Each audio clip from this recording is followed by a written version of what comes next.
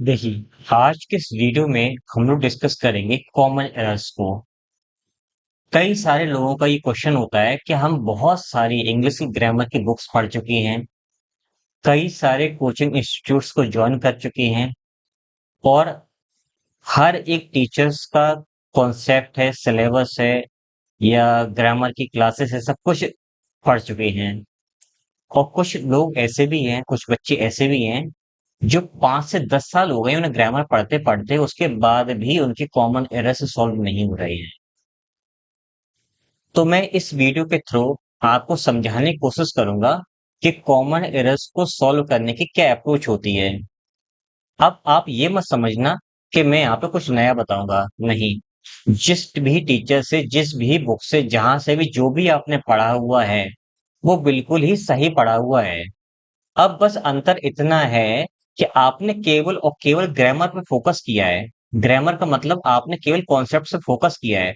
उन कॉन्सेप्ट्स को common errors में कैसे अप्लाई करेंगे, इस चीज की कमी रह गई कहीं ना कहीं। और अगर कोई चीज आपने नहीं पढ़ी है तो वो तो मैं यहाँ पे डिस्कस करूंगा ही, सारी सारी चीजें पार्सिंग के थ्रू सेंटेंस को सॉल्व करेंगे। लेकिन हम ये देखेंगे कि आखिर में अपने नॉलेज को किस तरह से अप्लाई करते हैं किसी भी क्वेश्चन को सॉल्व करने के लिए। तो एक बिल्कुल ही अच्छी और नई अप्रोच होगी समझने के लिए, और हम इनको सॉल्व करेंगे। इससे पहले मैं बता देना चाहता हूँ कि अगर जो मैं पढ़ा रहा हूँ ये सारी पीडीएफ्स अगर आपको चाहिए तो आपको टेलीग्राम चैनल जो अपना उपाय क्लासेस है वहां पर मिल जाएगी। और वीडियोस हैं और पीडीएफ्स हैं, सब कुछ आपको एक ही जगह मिल जाए, टेलीग्राम पे तो मिल ही जाएगा। और अगर आप उपहार क्लासेस नाम से अपना ये, जिसका ये लोगो है, ये वाला ऐप आप डाउनलोड कर लीजिए। वहां पर आपको बहुत सारी चीजें मिल जाएंगी। और अगर आप रेने मार्टिन का कंप्लीट बैच पढ़ना चाहते हो ग्रामर का, तो वो आपको ओनली 499 में मिल जाएगा। और अगर आप एसपी बख्शी का कंप्लीट बैच पढ़ना चाहते हो, ग्रामर और सारी एक्सरसाइजेस, तो वो आपको ओनली 99 रुपीज में मिल जाएगा। अब कहाँ मिलेगा? अपने ऐप पर। तो जाकर डाउनलोड कर लेना, जिसका लोगो ये वाला है। और ऐप का नाम है उपहार क्लासेस, बस इतना है। और इसके अलावा इस पीडीएफ में ही मैं इस वीडियो की लिंक भी डाल दूंगा ताकि आप पढ़ सको आराम से। और अगर आप मुझसे बातचीत करना चाहते हो, मुझे फॉलो करना चाहते हो, तो व्हाट्सएप पर भी चैनल बना हुआ है उपहार क्लासेस नाम से, टेलीग्राम पर भी है, फेसबुक, इंस्टाग्राम, ट्विटर, कूएप, सभी जगह पर अपना चैनल बना हुआ है बातचीत करने के लिए। और कोई बात पूछनी, कोई क्वेश्चन पूछना है, तो आप टेलीग्राम पर, इंस्टाग्राम पर पूछ सकते हो। सभी जगह अवेलेबल रहता हूँ। लेकिन यहाँ पर मैसेज मोबाइल जल्दी आ जाते हैं, पता नहीं मोबाइल क्या प्रॉब्लम है। तो आप यहाँ से कनेक्ट कर सकते हो। अब आइए डिस्कस करते हैं कि किसी भी क्वेश्चन को कैसे सॉल्व करें। तो देखिए, पहला क्वेश्चन क्या है। One of the questions he asked me was, who did you travel with no error? इसके किस पार्ट में मिस्टेक है, हमें ये देखना है। अगर मिस्टेक नहीं है तो पार्ट 4 नो एरर इसमें सही टिक माना जाएगा, सही आंसर माना जाएगा। देखिए, क्या सेंटेंस कह रहा है कि कई सारे क्वेश्चंस में से कोई एक क्वेश्चन, ही आस्क्ड मी, जो उसने मुझसे पूछा। ठीक है। क्या वो क्वेश्चन क्या था? वो क्वेश्चन ये था, who did you travel with, तुमने किसके साथ में यात्रा की या तुम किसके साथ में आए, जो भी है। अब इसमें मिस्टेक कहीं है क्या? अब देखिए, इस सेंटेंस में ही सब्जेक्ट है, इसके साथ में वर्ब है और इसका अपना ऑब्जेक्ट है। अब ये वर्ब आ गई, ये ऑब्जेक्ट है, फिर ये वॉज क्या कर रहा है? देखिए, यहाँ पर एक क्लॉज यूज की गई है। ये ही आस्क्ड मी, ये एक क्लॉज है। अब कुछ लोग कहेंगे सर ये क्लॉज दिखाई तो दे नहीं रही है। क्लॉज इसलिए नहीं दिखाई दे रही है क्योंकि यहाँ पर दैट शब्द छुपा हुआ है, दैट या विच। दैट ही आस्क्ड मी, ये पूरा का पूरा एक क्लॉज है, एडजेक्टिव क्लॉज है, जो इस क्वेश्चंस के बारे में या इस फ्रेज के बारे में, नाउन फ्रेज के बारे में लिखा गया है। अब ये एक क्लॉज है, इसमें कंजंक्शन छुपा हुआ है, इसलिए सेंटेंस इतना ठीक है। अब यहाँ पर जो दैट लगा हुआ है, मान के चलते हैं, ये कंजंक्शन भी है और ये ऑब्जेक्ट भी है इस आगस्ट का। क्यों? क्योंकि आगस्ट जो है वो डाया ट्रांसिटिव वर्ब है। क्या है? डाया ट्रांसिटिव वर्ब है। किससे पूछा और क्या पूछा। जब दोनों आंसर चाहिए होते हैं तो किससे पूछा तो मी से पूछा, क्या पूछा ये पूछा। ठीक है। अब इस पार्ट को रेफर करने के लिए हमें कंजंक्शन चाहिए तो हमने दैट मान लिया यहाँ पर। इतना पार्ट अपना सही है। अब वन ऑफ द क्वेश्चंस, अब अपने सब्जेक्ट इस वर्ब का एक्चुअल में सब्जेक्ट कौन है, ये तो वर्ब ये क्लॉज हो गया, तो सब्जेक्ट अपने यहाँ पर है। अब क्वेश्चंस तो प्लूरल है नहीं, क्वेश्चंस द क्वेश्चन जो नाउन फ्रेज है ये आपका काम कर रहा है ऑब्जेक्ट का इस प्रपोजिशन के लिए। ठीक है, तो ये तो ऑब्जेक्ट हो गया। तो इसके पहले ये वन जो है ये अपना है नाउन और साथ ही साथ ये एक्चुअल सब्जेक्ट है इस वॉस का। ठीक है, वॉस क्या पूछा फिर, ये डायरेक्ट स्पीच लिखा हुआ इन्वर्टेड कॉमा में। Who did you travel with, who पर आया डिड, फिर यू सब्जेक्ट है, ट्रेवल वर्ब है, विद प्रपोजिशन है। अब ग्रामर ही कहता है, पीछे और देख लेते हैं, डेट के साथ में फर्स्ट फॉर्म आती है वो भी लगी हुई है, कोई प्रॉब्लम नहीं है।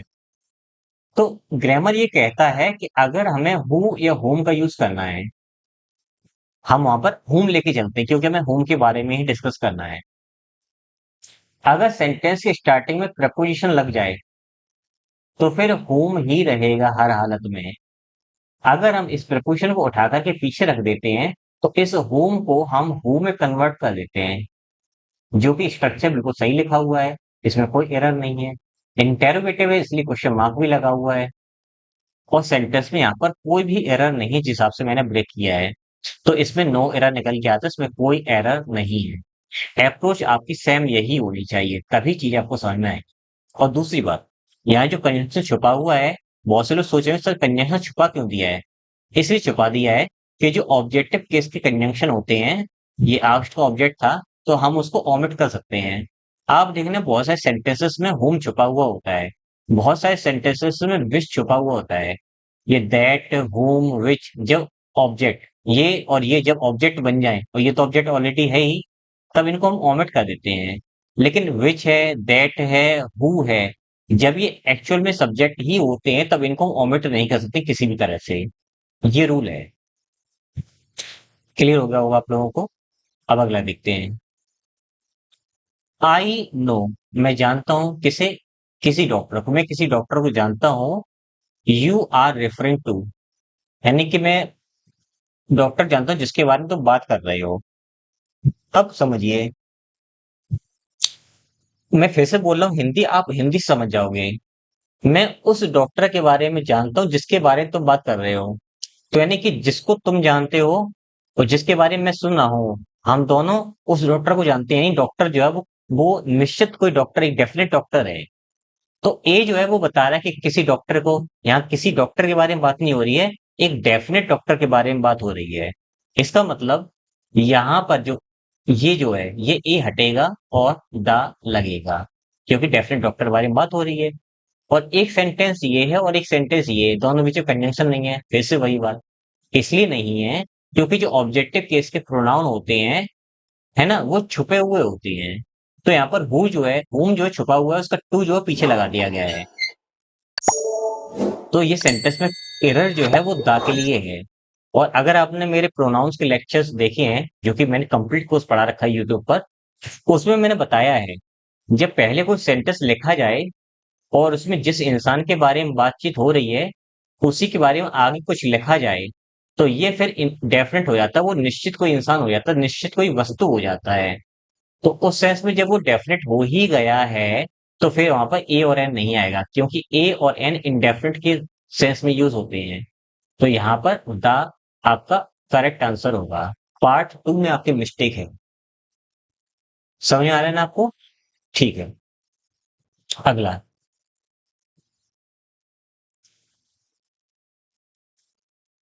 दी introduction of job oriented courses, जो जॉब ओरिएंटेड कोर्सेस है उनका जो इंट्रोडक्शन है, उसकी जो प्रस्तावना है, in the self financing colleges, कहाँ पर, सेल्फ फाइनेंसिंग कॉलेजेस में, जो कि खुद अपना मैनेजमेंट देखते हैं, उनको सरकार कोई भी अनुदान वगैरह नहीं देती, ऐसे कॉलेजेस में जो जॉब ओरिएंटेड कोर्सेस होते हैं उसकी जो प्रस्तावना है, अट्रैक्ट मैनी स्टूडेंट्स यानी कि जिस तरह से उसमें प्रेजेंटेशन दी जाती है बच्चों को, उससे बच्चे बहुत ज्यादा आकर्षित होते हैं। तो आइए समझते हैं। जॉब ओरिएंटेड कोर्सेस, ये ऑब्जेक्ट है इस प्रपोजिशन का। In self in self financing colleges, ये नाउन फ्रेज है ऑब्जेक्ट के रूप में इस इनका। फिर अट्रैक्ट अपनी जो है वो वर्ब है। अट्रैक्ट होम, तो आंसर आया मैनी स्टूडेंट्स। मैनी डिटरमिनर है, स्टूडेंट्स नाउन है। दोनों मिलकर के काम कर रहे हैं ऑब्जेक्ट का इस वर्ब के लिए। अब ये वर्ब हम देखें ग्रामर में तो ये प्लूरल है, तो इसका सब्जेक्ट भी प्लूरल होना चाहिए। अब इसका सब्जेक्ट कहाँ, इसके पहले है। कॉलेजेस ऑब्जेक्ट है इस प्रीपोजिशन का, तो ये सब्जेक्ट नहीं है। कोर्सेस ऑब्जेक्ट है इस ऑफ का, तो ये सब्जेक्ट नहीं है। इसके पहले लिखा है दी इंट्रोडक्शन, ये आपका सब्जेक्ट है। अब ये सब्जेक्ट किस तरह का है? इंट्रोडक्शन एक सिंगुलर शब्द है, यानी एक सिंगुलर वर्ड है। इंट्रोडक्शंस प्लूरल होता है, तो सब्जेक्ट सिंगुलर है। तो फिर वर्ब प्लूरल क्या काम कर रही है यहाँ पर? तो हमें वर्ब भी चाहिए सिंगुलर, तो हम लगाएंगे यहाँ पर एस। प्रेजेंट इंडेफिनिट का सेंटेंस है, अफर्मेटिव सेंटेंस है। सिंगुलर सब्जेक्ट होने की वजह से सिंगुलर वर्ब आएगी, इसमें अट्रैक्ट की जगह पर अट्रैक्ट्स का यूज किया जाएगा। देखिए कितनी जल्दी मैं चीजें समझाने की कोशिश कर रहा हूँ और ऐसे ही एरर्स पकड़े आते हैं। प्रैक्टिस की बात है केवल। आगे देखिए। It is better to keep one's head in the face of danger than losing one's courage. ठीक है। अब सपोज करते हैं इस वाले सेंटेंस में हमें हिंदी अर्थ निकालना नहीं आ रहा है। सपोज करते हैं हमें हिंदी अर्थ निकालना नहीं आ रहा है, तो हम ग्रामर से कैसे सॉल्व करेंगे? सोचिए क्या हो सकता है इसका आंसर। हाँ, कहीं ना कहीं आप सही पहुंच रहे हो, फिर भी मैं समझाने की कोशिश करता हूँ।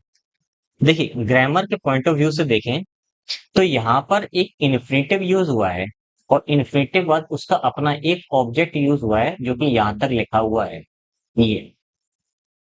ठीक है। और ये देन जो है ये आपका कंजंक्शन है, जो कि कंपैरेटिव डिग्री के लिए यूज होता है। अब कंपैरेटिव डिग्री कहाँ पर है? बेटर। ठीक। बेटर के बाद एक इन्फिनेटिव फ्रेज यूज हुआ है, यहां से लेके यहां तक का ये इन्फिनेटिव फ्रेज है। क्या है? ये एक इन्फिनेटिव फ्रेज है। ठीक है। तो इस बेटर के बाद जो कंपैरिजन हो रहा है वो इस इन्फिनेटिव फ्रेज और देन के जस्ट बाद अगले फ्रेज के साथ में इसका कंपैरिजन किया जा रहा है। तो एक चीज हमने पढ़ रखी सभी जगह, हर टीचर्स ने बताई है और हर बुक ने बताई है कि कंपैरिजन वो सेम कैटेगरी में होता है। अगर आपने मेरे यूट्यूब चैनल पर कॉम्पिटिटिव डिग्री या जो कंपैरिजन वाले जो वीडियोस हैं वो आपने देखे होंगे, तो आप ये एक सेकंड में कर दोगे।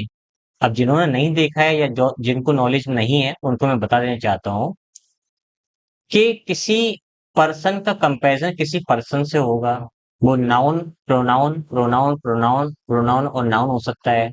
वर्ब का कंपैरिजन वर्ब से हो सकता है, यानी सेम कैटेगरी की चीजें होनी चाहिए कंपैरिजन में। तो यहाँ पर भी वर्ब है, और लूजिंग वंस करेज यहाँ पर भी वर्ब है, इसमें कोई प्रॉब्लम नहीं है। प्रॉब्लम फिर इस बात में है कि सेम कैटेगरी होनी चाहिए।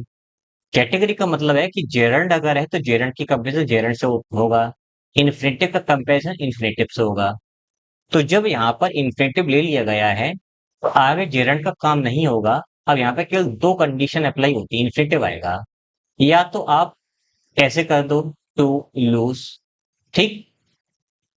और जिन्होंने ग्रामर बहुत अच्छी तरह से पढ़ रखा है उन्हें ये पता है कि जब हम इन्फिनेटिव यूज करते हैं तो उसका टू हम कॉमन मान लेते हैं, और अगला कंजंक्शन के बाद जब अगला वर्ब आएगा तो उस वर्ब में हम टू लिखते नहीं हैं। तो अगर आपकी इच्छा ये है कि नहीं सर हम टू लगाना ही चाहते हैं, आप टू लूज कर दो तो सेंटेंस सही है। इन्फिनेटिव का कंपेरिजन इन्फिनेटिव से हो गया है। अगर आप कहते हो नहीं सर हम इन्फिनेटिव में टू कॉमन मानना चाहते हैं, तो आप यहाँ पर ये भी कर सकते हो, विदाउट टू भी लिख सकते हो और विद टू भी लिख सकते हो इसको। दोनों ही चीजें आपके ऊपर डिपेंड करती हैं। हालांकि एरर जो है पार्ट 3 में है। तो कुछ इस तरह से हम पता करते हैं कि एरर कहाँ पर है। बिना अर्थ निकाले भी हमने इसका आंसर ढूंढ लिया है। चलिए आगे देखते हैं।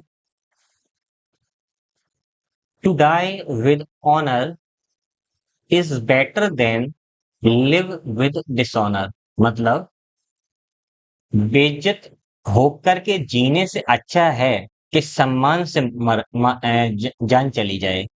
यानी सम्मान से मरना ज्यादा अच्छा है बजाय बेइज्जत होकर के जिंदा रहना या जीना।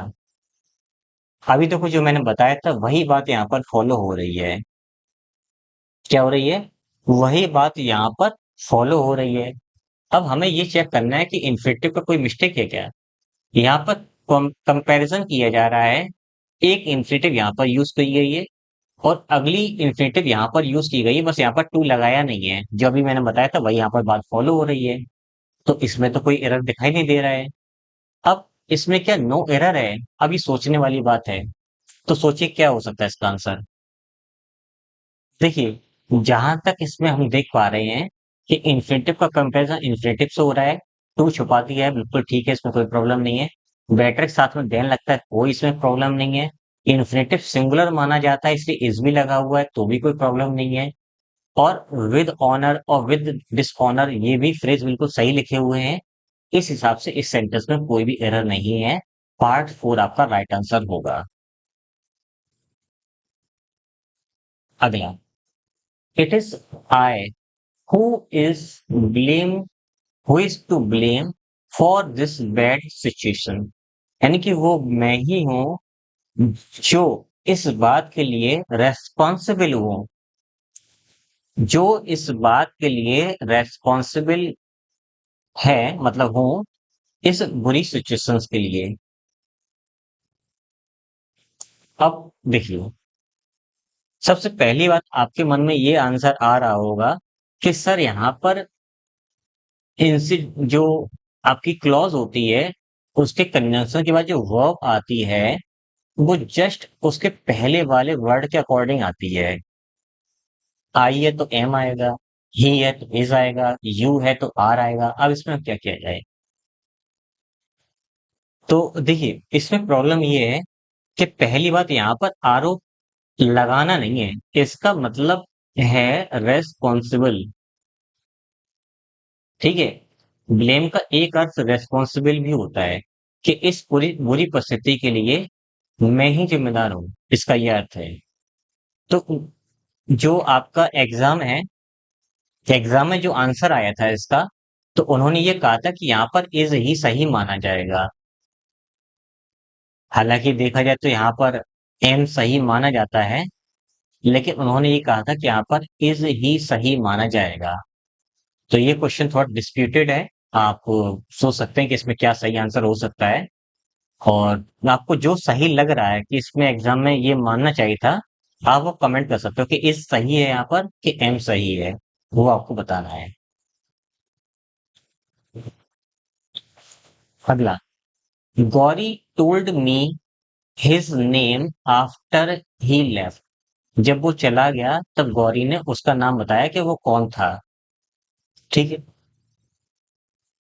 तो क्या आंसर हो सकता है सोचिए। बिल्कुल ठीक, सही बताया आपने।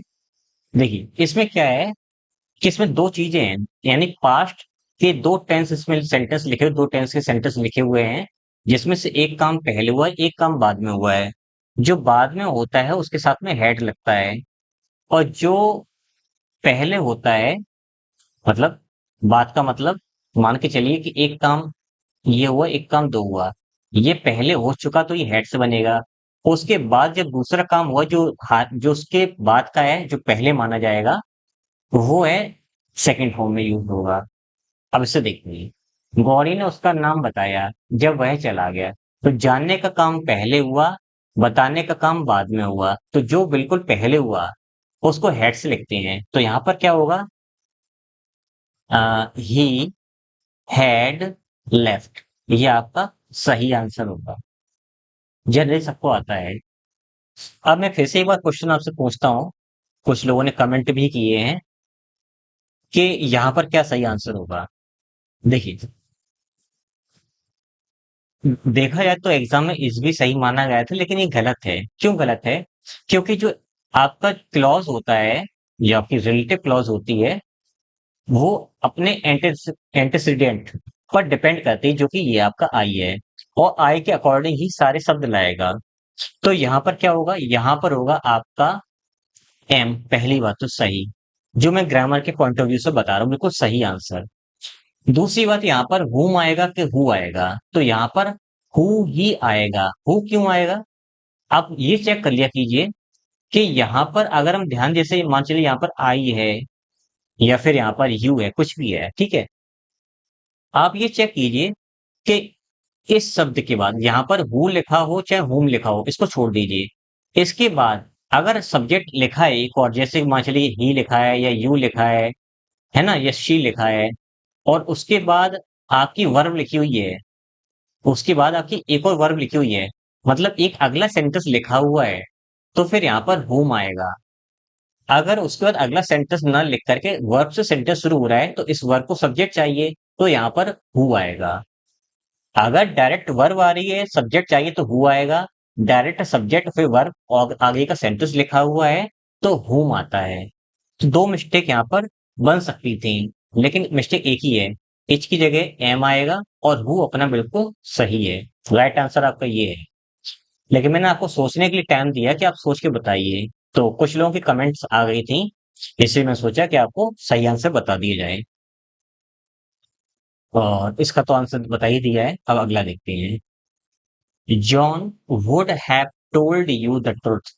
जॉन ने तुम्हें सच बता दिया होता, अगर यू हैड आस्क्ड हिम, अगर तुमने उससे पूछा होता। अगर तुमने पूछा होता तो उसने सच बता दिया होता, तो तुमने ना सच, ना तो तुमने पूछा, ना ही उसने कुछ बताया। बताइए इसमें क्या एरर है? सोचिए, सोचने ही से ही आंसर मिलेगा। देखिए, हमें जनरली चीज मालूम है कि जो वर्ड हैव का स्ट्रक्चर है, वर्ड हैव थर्ड फॉर्म, ये तभी फॉलो होता है जब हमारी इफ क्लॉज में हैड और थर्ड फॉर्म का स्ट्रक्चर यूज किया जाता है। ठीक है। अब इसमें यहाँ पर सेकंड फॉर्म यूज की जाती है, और कभी कभी यहाँ पे वुड का यूज किया जाता है। ठीक है, एक रूल ये भी है। अगर ये कॉन्सेप्ट में बताने की कोशिश करूंगा, कम से कम 15 से 20 मिनट और लग जाएंगे। तो फिलहाल ही सेंटेंस सही है, इसमें कोई एरर नहीं है। हैड थर्ड फॉर्म के साथ में would have third form, should have third form, could have third form, might have third form का यूज कर सकते हैं। स्ट्रक्चर यही बनेगा।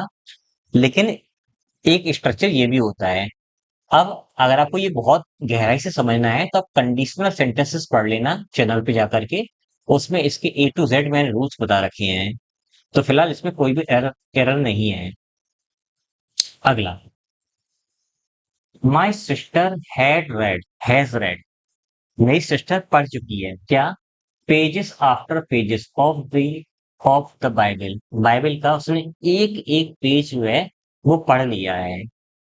अब देखिए, पेजेस जो है वो एक एक करके पढ़े जाएंगे, गांव दर गांव। तो एक एक करके गांव होगा, ना कि इकट्ठे एक बार में गांव सारे, है ना। तो कुछ लोग रट लेते हैं कि प्रपोजिशन से पहले वाला शब्द और उसके बाद प्रपोजिशन के बाद वाले शब्द दोनों सेम होते हैं, तो दोनों सिंगुलर आते हैं। ठीक है, ये रूल ठीक है, लेकिन इसका रीजन तो समझो।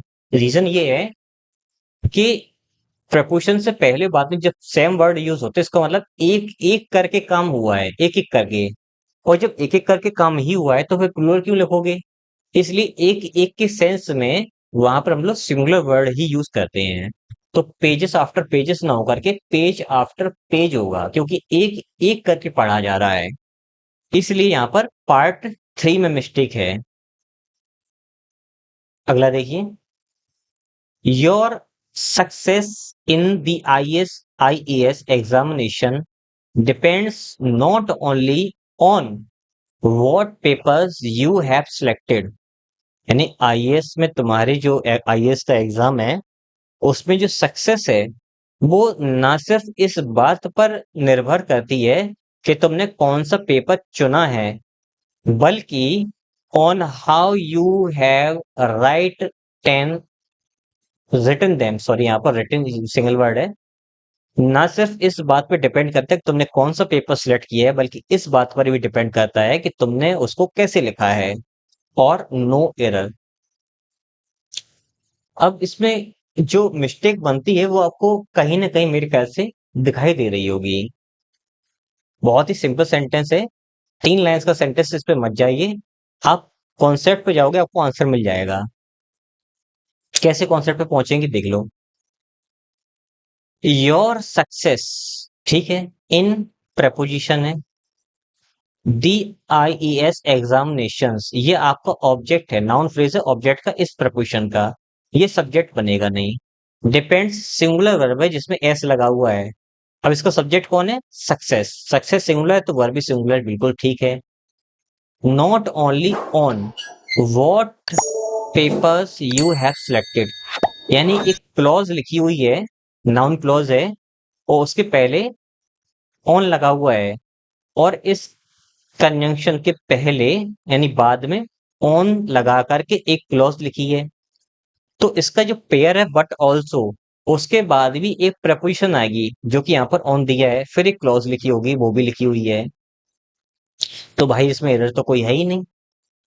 लेकिन इसमें एरर है, अगर यहाँ पर नॉट केवल लिखा होता तो यहाँ पर बट अकेला चल जाता, लेकिन यहाँ पर पेयर दिया है नॉट ओनली का, तो इसका पेयर भी बट ऑल्सो ही आएगा ऐसे, तभी सेंटेंस सही माना जाएगा। लेकिन एक स्ट्रक्चर जो नॉट ओनली बट ऑल्सो का बनता है वो कुछ ऐसा भी बन सकता है कि but on how you have written them also, ऐसा भी कर सकते हैं, हालांकि ये 1% ही यूज किया जाता है। अगर ऑल्सो लास्ट में भी लगा होता तो भी सही मान लेते, लेकिन ऑल्सो कहीं लगा ही नहीं है, इसलिए इसमें एरर था, पार्ट 3 में मिस्टेक है। अब हम लगाएं कहाँ सर, लास्ट में कि यहाँ पर? देखिए, जो कन्वेंशनल पैटर्न है लिखने का, कन्वेंशनल मेथड है, हम उसी को फॉलो करते हैं, ठीक है। तो बट ऑल्सो ही लिखें, वो आपका सही रहेगा। अब देखते हैं अगला। Heavy rain prevented us to go to the cinema, यानी कि हैवी रेन्स, मूसलाधार बारिश की वजह से या मूसलाधार बारिश ने हमें मूवी देखने से रोक दिया। अब देखो, अगर आपने प्रपोजिशन का मेरे एडवांस लेक्चर्स देखे हैं, फिक्स्ड प्रपोजिशन, एक लेक्चर मैंने दिया है फिक्स्ड प्रपोजिशन, उसमें मैंने 550 से ज्यादा वर्ड्स लिए हैं और ट्रिक के साथ बताए इन 500 वर्ड्स के साथ में फिक्स्ड प्रपोजिशन कैसे याद करते हैं। एक सिंगल वीडियो लगभग आधे घंटे का, आप जाकर देख लेना, आपको सारे आंसर मिल जाएंगे, हर एग्जाम में उससे ही क्वेश्चन पूछे जाते हैं। तो उसमें मैंने बताया है प्रिवेंट, रोकने वाले जो शब्द होते हैं, प्रिवेंट है, प्रोहिबिटेड है ना, एब्स्ट्रेन है, ऐसे शब्द जो हैं, उन जो रोकने वाले शब्द हैं उनके साथ में प्रपोजिशन फ्रॉम आती है। क्या आती है? प्रपोजिशन फ्रॉम, इन्फिनेटिव नहीं आता है। तो इस हिसाब से प्रिवेंटेड अस फ्रॉम होगा, तो यहाँ पे टू नहीं आएगा। अब प्रपोजिशन है तो जेरंड लाएगा, तो फिर गो नहीं होगा, यहाँ पर गोइंग होगा। तो ये सेंटेंस सही बनेगा, heavy rain prevented us from going to the cinema. Part 3 में मिस्टेक आपकी थी। देखिए, जब तक चीजें हमें सही से याद नहीं होंगी तब तक चीजें काम नहीं करेंगी, और उनको अप्लाई कैसे करना है ये एप्लीकेशन कहलाता है, इसी पे हमें काम करना होता है। अगला देखिए, थोड़ा सी टेक्निकल क्वेश्चन है, इसलिए आपको थोड़ा ध्यान से देखना पड़ेगा। जब हम इस सेंटेंस को एग्जाम में जैसे जल्दी पढ़ेंगे तो आंसर मिलेगा नहीं, तो मैं कोशिश करूँ समझाने के लिए। If majority of the individuals in a state prosper, ठीक है, the state itself would prosper। Error देखिए कहां पर हो सकता है आपके हिसाब से?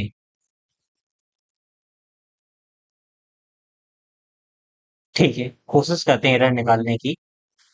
The majority of the individuals in a state, किसी भी स्टेट में जो इंडिविजुअल्स होते हैं, मतलब अलग-अलग व्यक्ति जो होते हैं, जिनकी मेजॉरिटी जो है ज़्यादा होती है, वो प्रॉस्पर होते हैं ना, जो ज़्यादा प्रॉस्पर होते हैं। यानी किसी भी स्टेट में जो लोग होते हैं, अगर वो ज़्यादा प्रॉस्पर होते हैं, ठीक है, कुछ खास लोगों का समूह जो है, किसी स्टेट में जब ज़्यादा अमीर होता है, the state itself would prosper, तो स्टेट खुद अपने आप में प्रॉस्पर हो जाता है ना? ये प्रॉस्पर होगा। अब मान के चलिए किसी फैमिली में 10 लोगों का एक फैमिली है, उसमें 3 लोग अमीर हैं, 7 लोग बाकी के वर्किंग हैं या जो भी कुछ करते हैं, तो वो फैमिली ऑल ऑटोमेटिक अमीर कहलाएगी। इसलिए नहीं कि वो साथ मिलके काम करें, कैसे, मुझसे कोई मतलब नहीं। अगर अमीर हैं, 10 में से 3 लोग भी अमीर हैं, तो भी वो फैमिली अमीर कहलाएगी। ठीक है? वही सेंटेंस यहाँ पर लिखा हुआ है। जब किसी राज्य में कुछ लोग अमीर होते हैं, प्रॉस्पर होते हैं, तो वो अपन राज्य भी अपने आप में प्रॉस्पर कहलाता है। अब इसमें देखिए एरर कहाँ पर है। ये आपका सेंटेंस पूरा पूरा मान लीजिए आपका एक नाउन फ्रेज है।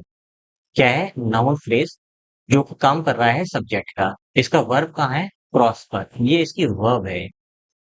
अब यही नहीं, लोगों को नहीं दिखाई दे रहा होगा, जो मैं दिखाना चाहता था। और ये वर्ब कौन से टेंस में? प्रेजेंट इंडेफिनिट में फर्स्ट फॉर्म, ये है आपका फर्स्ट फॉर्म। ठीक है? फर्स्ट फॉर्म क्यों? क्योंकि मेजोरिटी वर्ड जो है, वो आप ऑक्सफोर्ड डिक्शनरी में देखोगे तो ये प्लूरल वर्ड की कैटेगरी में आता है, इसलिए प्रॉस्पर यहाँ पर लिखा हुआ है।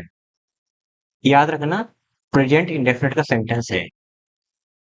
फिर यहाँ पर लगा होगा कॉमा, जो कि लगाया नहीं है, क्योंकि पंक्चुएशन की मिस्टेक एग्जाम में आती नहीं है, छोटी मोटी कॉमा वगैरह की, तो इसको छोड़ दीजिए। यहाँ से कॉमा है। The state itself would prosper, तो ये प्रॉस्पर फिर से वर्ब हो गया, लेकिन साथ में एक मॉडल वर्ब और आई है, वुड।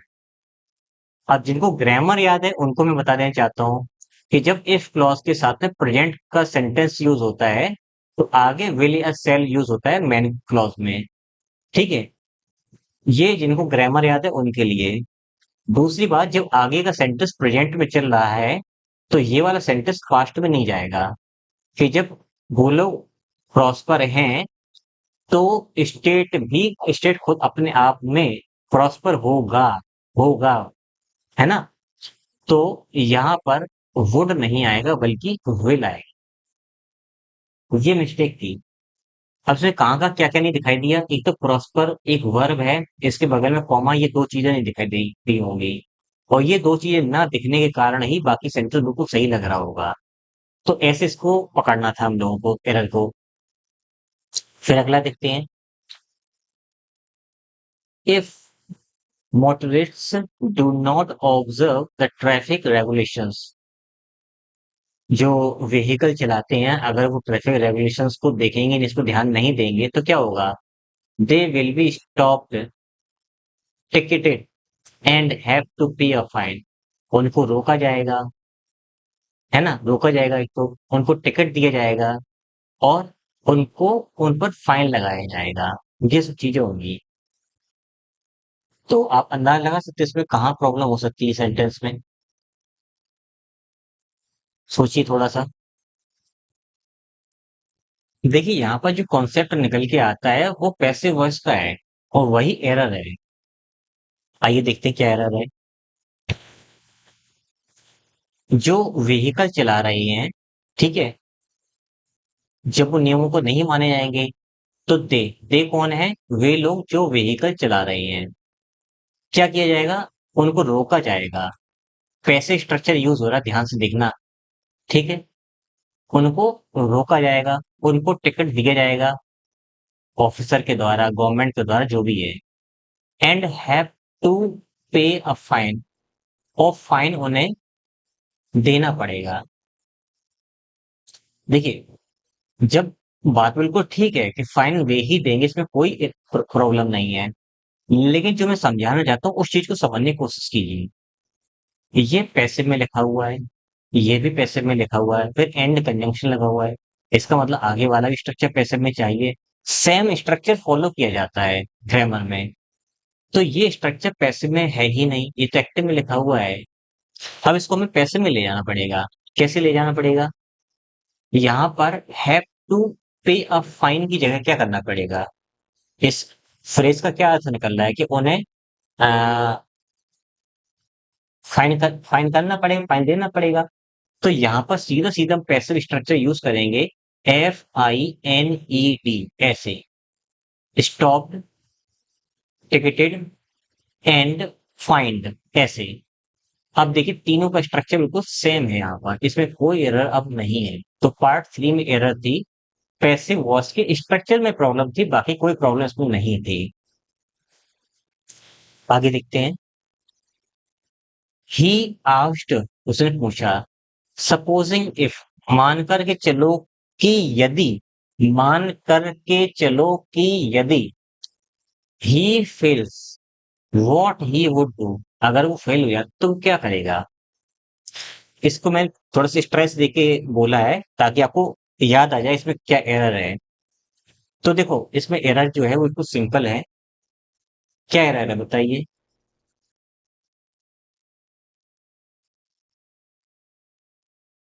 ठीक है, दो तीन एरर इसमें है, मैं आपको दिखाने की कोशिश करता हूँ।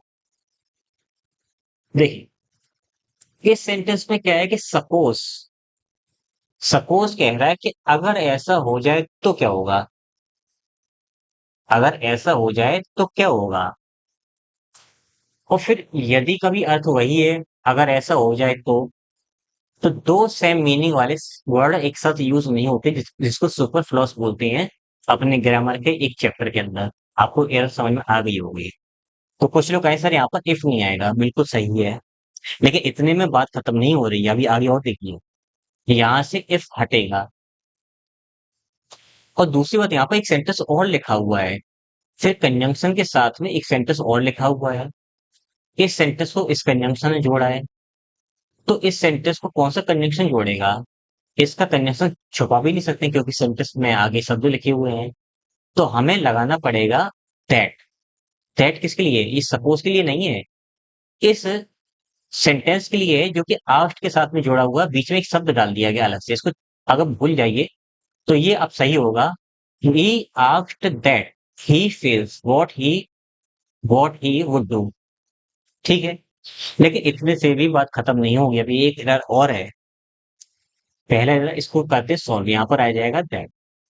दूसरी बात, यहाँ पर सेंटेंस चल रहा है पास्ट में, यहाँ पर भी सेंटेंस चल रहा है पास्ट में, तो फिर ये प्रेजेंट में क्यों लिखा गया है? ये तो पास्ट में होना चाहिए।